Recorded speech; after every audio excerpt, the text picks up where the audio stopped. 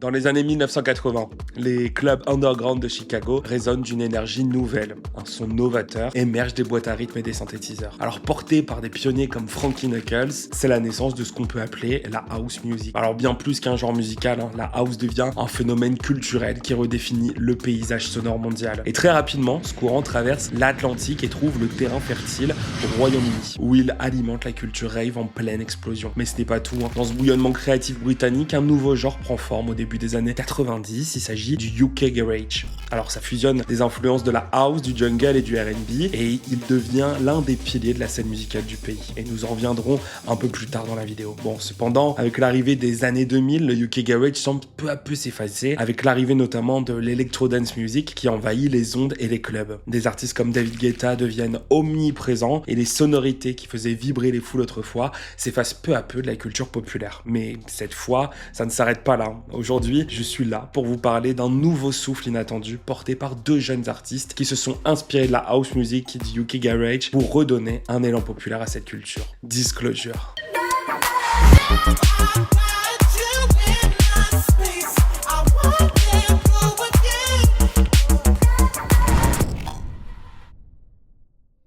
Ça se passe dans la petite ville de Reigate. Alors on a deux frères qui vivent dans une petite maison où la musique est omniprésente. C'est un peu une langue, un mode de vie. Les riffs de guitare résonnent dans chaque pièce portés par leur père qui est un ancien guitariste de rock et devenu commissaire-priseur et leur mère qui est chanteuse de session. Pour Guy et Howard Lawrence, la musique est partout, imprégnant chaque moment de leur enfance. Guy, l'aîné, découvre sa passion pour la batterie dès l'âge de 3 ans. En grandissant, il rejoint un groupe de rock indie, explorant un large éventail d'influences allant de prodiges de la pop, de la funk, comme Prince ou encore Michael, et aussi le légendaire producteur de hip-hop Jay Dilla. Mais à 18 ans, sa vision de la musique change radicalement lorsqu'il découvre l'univers des clubs londoniens. C'est là, sous les lights et entouré des sons puissants, qu'il est captivé par une nouvelle musique. Il découvre ce soir-là des genres comme le dubstep, mais tombera fou de la house music et du UK Garage, un genre qui résonne en lui avec une intensité particulière. De son côté, Howard, 3 ans plus jeune, se passionne pour la basse dès ses 8 ans. Fasciné par les groove de la funk et de la soul et les ballades mélancoliques, lui, il suit son propre chemin. Mais l'influence de Guy et la découverte de la house music et du UK redéfinissent son parcours, influencé par les artistes comme Joy Orbison et Burial.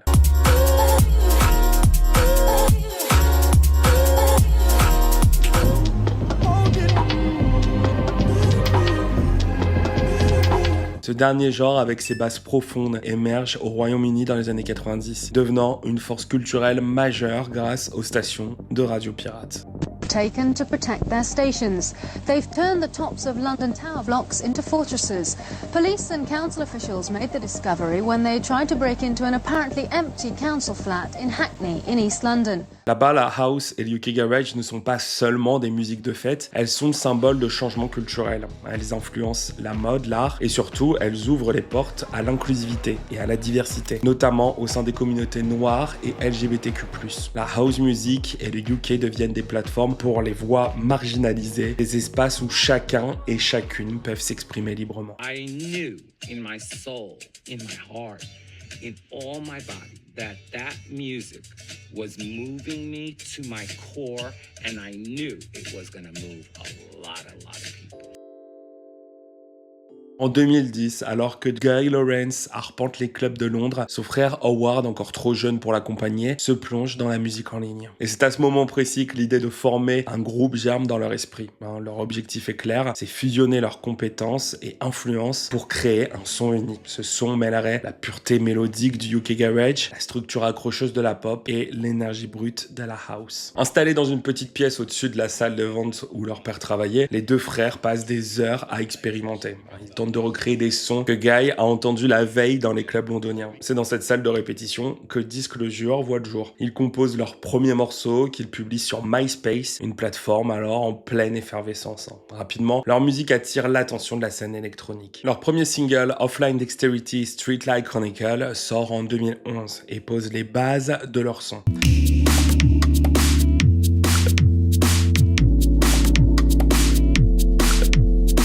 La même année, le P Carnival continue à forger leur style, un mélange audacieux de house et de UK Garage avec une petite approche pop.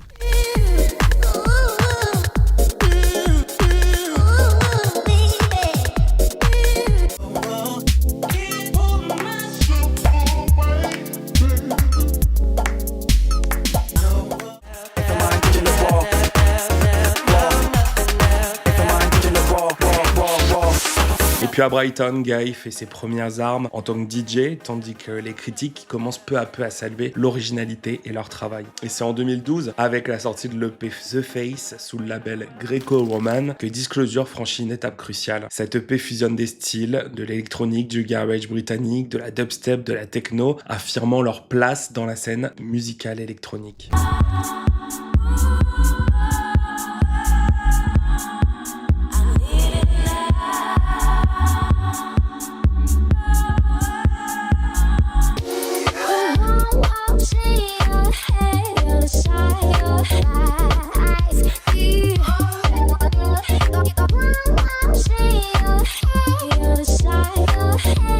Alors les critiques sont unanimes, Disclosure est l'une des nouvelles forces créatives les plus excitantes du moment. Pourtant, malgré leur talent, les frères Lawrence réalisent qu'il leur manque un élément essentiel pour perfectionner leur son, la voix. Ils rencontrent alors Jimmy Naps, auteur-compositeur, qui les introduit à Sam Smith. Sam Smith nourrissait déjà un profond intérêt pour la musique. Dès son plus jeune âge, Yael se distingue par sa voix unique et son amour pour le chant. À 18 ans, déterminé à percer dans le monde de la musique, Yael s'installe à Londres, jonglant entre les petits boulots pour subvenir à ses besoins, tout en poursuivant son rêve. Et son rêve se crée avec Latch, un morceau qui deviendra alors emblématique. Il sort le 8 octobre 2012 et marque le début de la carrière de Disclosure et de Sam Smith.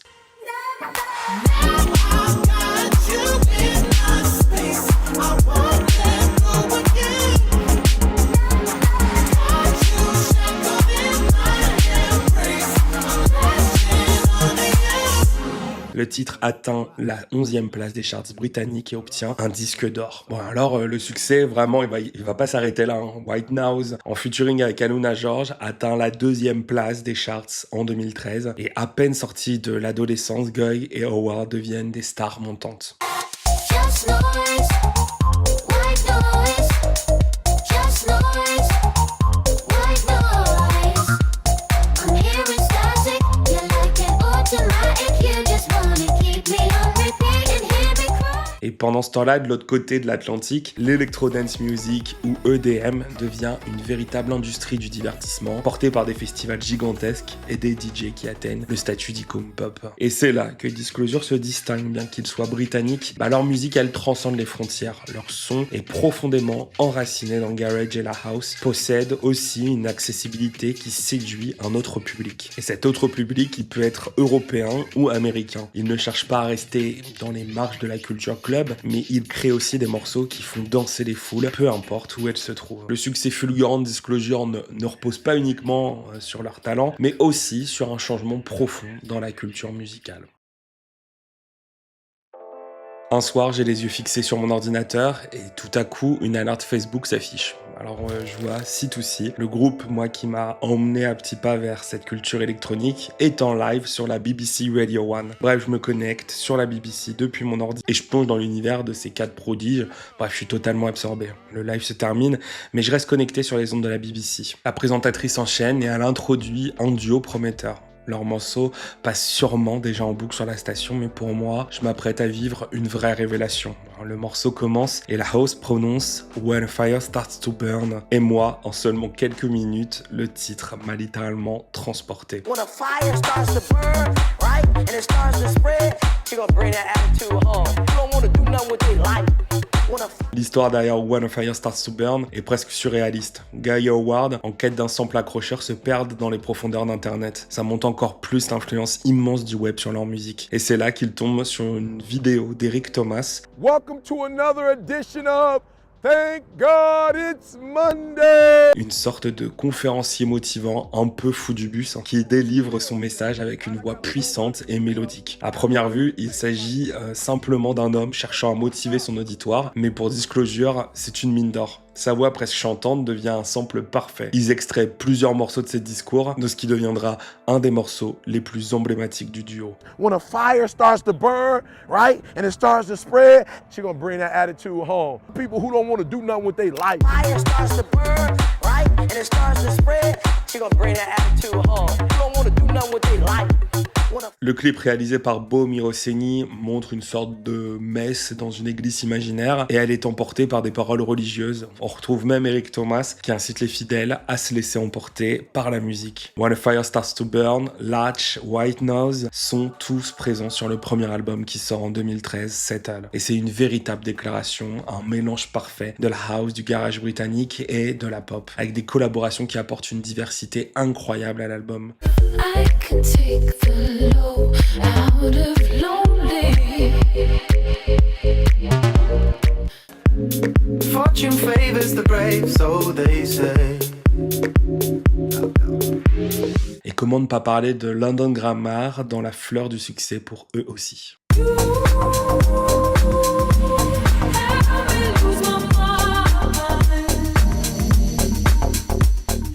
L'album est un succès immédiat. Il atteint la première place du classement des albums au Royaume-Uni et est certifié platine et traverse l'Atlantique même pour conquérir le public américain. Settle se voit nominé pour le Mercury Prize en 2013 et un Grammy Award l'année suivante, consolidant ainsi la réputation de Disclosure sur la scène internationale. Et si vous me croyez, même Todd Edwards, le parrain contesté du UK Garage, ne peut s'empêcher de saluer leur travail. Celui qui a collaboré avec des géants comme Daft Punk reconnaît en Disclosure un souffle nouveau et déclare avec enthousiasme: vous donnez tellement d'espoir. Mais si on veut voir de plus près, les années 2010, c'est aussi l'époque où les collaborations et les remixes commençaient à jouer un rôle crucial pour façonner les carrières. L'une des plus marquantes est sans doute leur travail avec Mary J. Blige sur le titre F4U.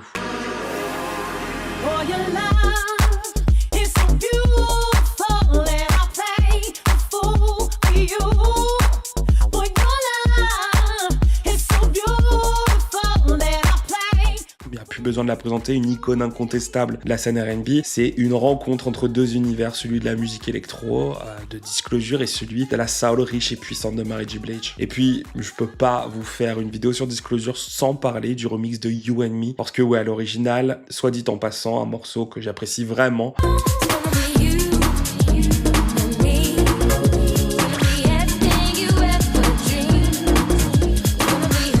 Mais de mon côté, moi au lycée, je vois ce remix qui tourne partout sur SoundCloud et qui m'introduit à un nouvel artiste australien, Flume.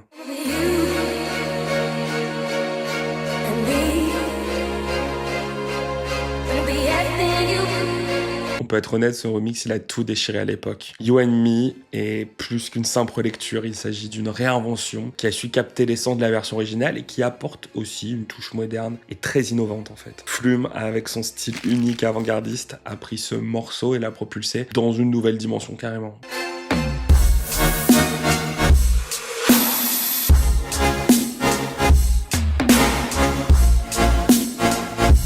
Le remix a non seulement réintroduit leur son à un nouveau public avec les tendances électroniques nouvelles type Future Bass, mais il a aussi redonné un élan à leur carrière. Quant à Flume, j'en parle dans cette petite pastille vidéo, alors n'hésite pas à aller voir. On approche des 10 000 abonnés, vraiment on est à un pas, c'est énorme, c'est vraiment représentatif, voilà, ça me permet aussi de consolider mon envie de continuer et de réussir dans ce projet YouTube. N'hésitez pas à vous abonner et à envoyer le maximum d'amour dans les commentaires, de une et de deux, vous pouvez aussi vous abonner à toutes mes autres plateformes. J'essaye de faire des chroniques quotidiennes sur Instagram, sur TikTok. Et puis, bien sûr, j'ai un live, le Club Mocha, sur Twitch. Alors, n'hésite pas aussi à aller voir par là. On fait de la découverte musicale. Comme d'habitude, il n'y a pas de sponsor sur cette vidéo. Ma rémunération, c'est les likes et puis les abonnements.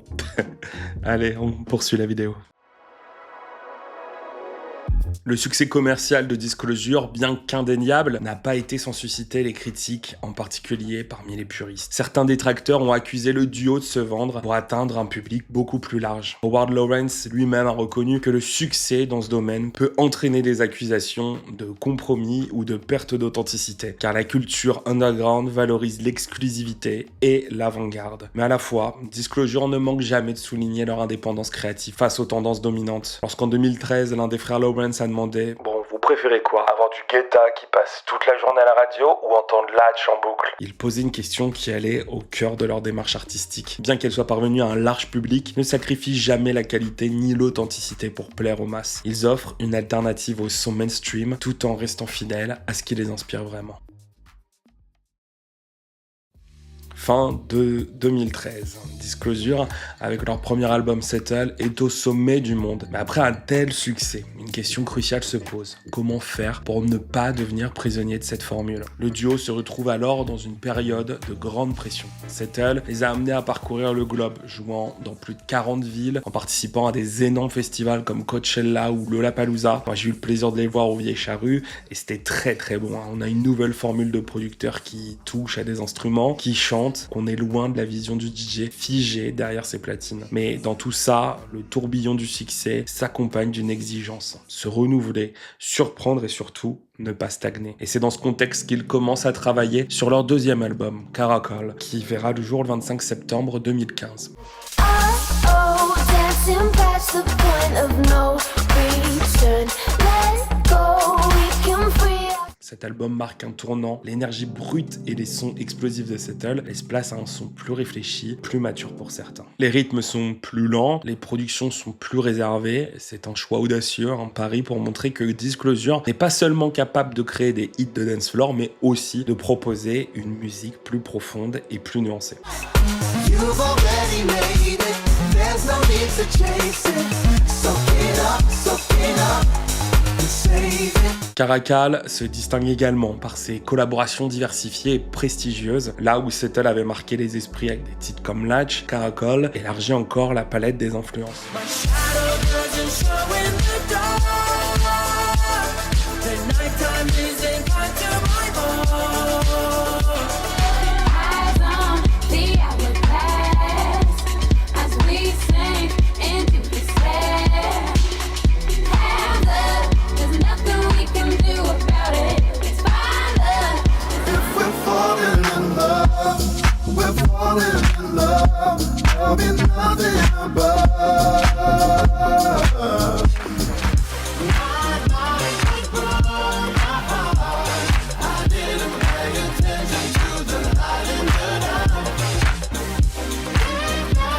La force des morceaux, c'est que chaque collaborateur est vraiment impliqué dans le processus créatif, ce qui distingue leur approche de celle de nombreux autres artistes de la scène EDM qui ne rencontrent pas toujours leurs collaborateurs en personne. Cependant, cette petite évolution n'a pas été accueillie de manière unanime. On va pas se mentir, si Settle avait été salué pour son originalité, son dynamisme, Caracol a reçu des critiques plus mitigées. Moi, le premier, tout jeune, je ne suis pas rentré dans cet album et j'y ai accordé peu d'importance. Certains ont applaudi cette maturité nouvelle, d'autres en revanche ont trouvé l'album trop prudent, regrettant l'absence de l'énergie qui avait fait le succès du premier opus. Alors en comprenant les deux albums, on constate clairement cette évolution. Settle est une explosion sonore, une invitation à la danse avec des morceaux qui captivent dès la première écoute. Caracal, lui, est plus subtil, plus intime, c'est un album qui demande à être écouté attentivement pour en apprécier toute la richesse. Mais en même temps, il se confronte à l'ombre de son prédécesseur qui avait placé la barre très très haute.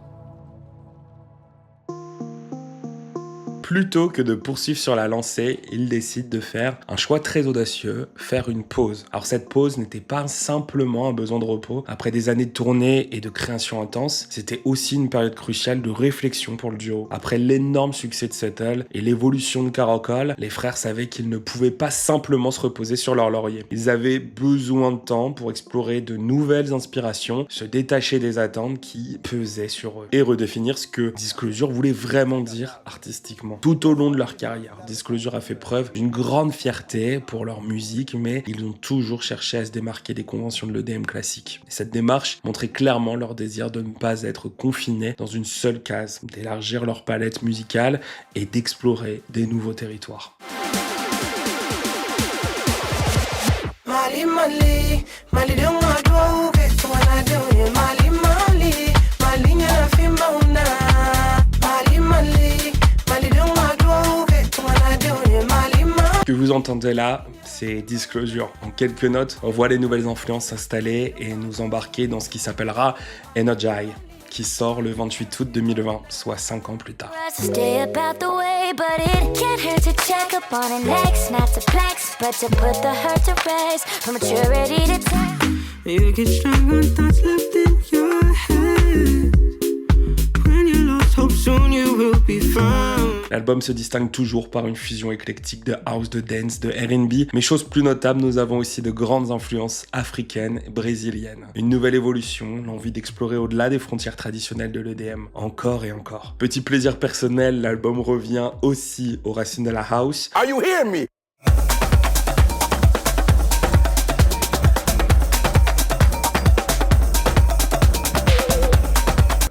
Energy, par exemple, est une parfaite illustration de cette fusion. Disclosure a d'ailleurs expliqué que Energy a été conçu dans un contexte particulier, celui de la pandémie et du Covid-19. En réponse à cette période difficile, ils ont voulu créer un album capable de transmettre des messages positifs, d'inciter à faire la fête et de faire danser les gens, même en l'absence de rassemblement. Cet album, c'est une bouffée d'air frais, un souffle d'énergie brute dans un moment où le monde en avait particulièrement besoin. I change the channel on you. I'm on it. I like the lace on you. She about it.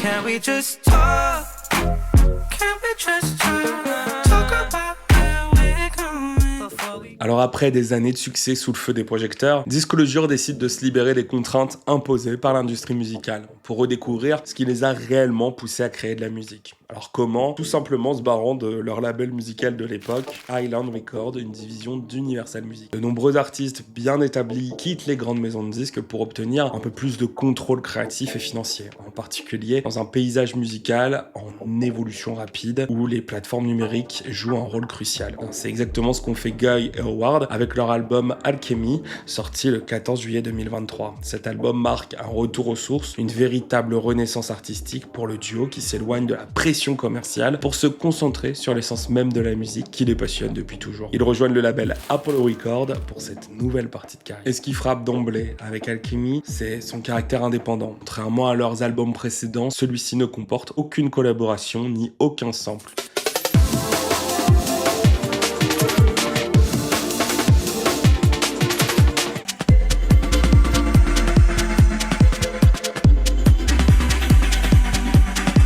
Toute première pour Disclosure. Cette approche purement introspective permet aux frères Lawrence de se recentrer sur leur propre son, sans l'influence d'autres artistes et d'explorer leur créativité de manière totalement libre. Et cette liberté créative a été au cœur de la conception d'Alchemy, libérée des attentes souvent imposées par les labels majeurs. Ils ont pu se concentrer sur leur propre vision musicale et tout ça sans compromis. Et ce besoin de revenir à l'essentiel n'est pas né uniquement d'une volonté artistique mais aussi d'une évolution personnelle. Pour Guy, le mariage et le déménagement à Los Angeles ont marqué une nouvelle étape dans sa vie. Pour Howard, la fin d'une relation importante a suscité une introspection profonde, un besoin de se reconnecter avec lui-même à travers la musique. Un vrai retour aux basiques, un hommage à la house underground qui a fait leur renommée. L'album mélange des éléments de house, de break, jungle et des synthés trance, tout en intégrant des touches de future house. Beaucoup de genres, je vous le conçois, mais tranquille. Ce sont des mots subversifs pour dire qu'il y a un sacré boulot là-dedans. Et puis il faut plaire aux puristes aussi.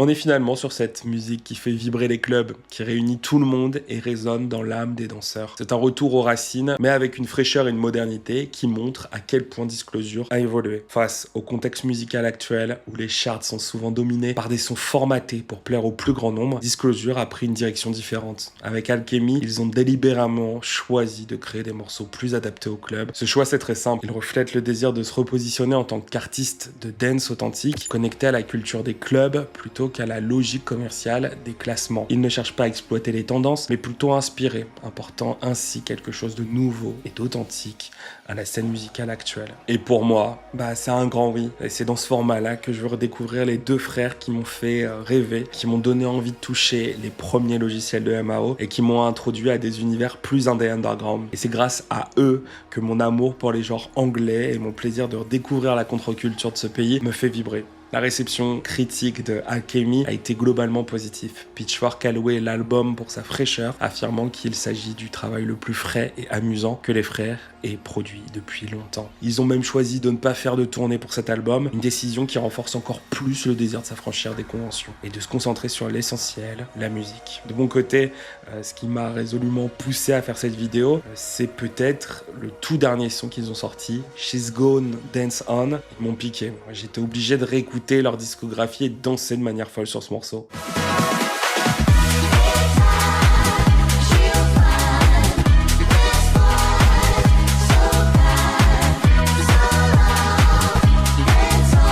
Un travail samplé et retravaillé sur les fondations du titre de Ennio Morricone dans le film Così Come Sei.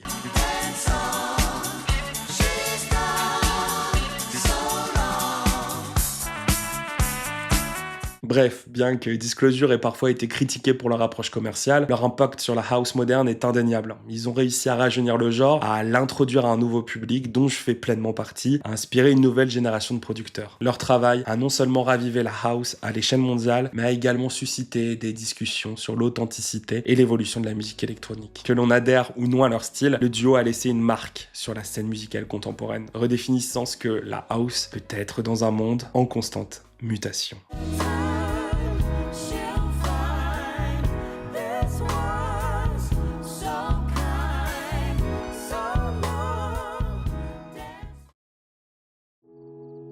Alors, j'espère que tu as apprécié cette vidéo. Je suis très heureux de pouvoir sortir de manière régulière des vidéos. Voilà, là pour l'instant, je suis à un temps assez élevé sur cette chaîne YouTube. D'ailleurs, on passe bientôt la barre des 10 000 abonnés. Merci à vous déjà. Prochain objectif, on peut aller encore plus loin. Et donc, n'hésitez pas à partager. Envoyez tout le love que vous pouvez. Je lis l'intégralité des commentaires, donc ça me fait super plaisir. Maintenant, le projet, c'est aussi d'aller sur tous les autres réseaux, TikTok et Instagram. Voilà, il y a des chroniques qui sortent régulièrement. Sur Twitch aussi, j'ai un live qui s'appelle le Club Mocha. Donc n'hésitez pas aussi à vous abonner par là. Puis aussi, n'hésite pas dans les commentaires à me dire sur quel artiste tu aimerais que je fasse une chronique. Je lis tout pareil et puis je mets tout ça dans un bloc-notes et ça me donne des idées pour la suite. Bon, c'était Florent Mocha. J'espère que vous avez vraiment apprécié cette vidéo.